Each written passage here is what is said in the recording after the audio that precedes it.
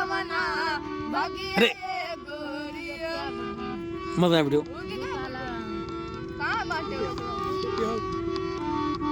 बोलना देखलू कलेंडर कैलू बंगाली में जवानी सिलेंडर ऐसा तू ना मनब बात भीतर के का जनब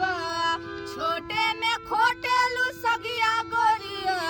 यही से लागल बदगिया गोरिया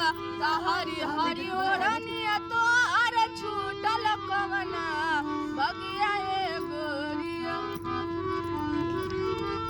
आगे मजा दादी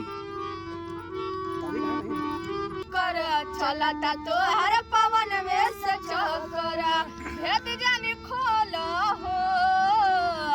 चाहे का बोल हो पुअरे के बुझलू पलंगिया गोरिया काटे ले टाइल लंगिया गोरिया तो हरी हरी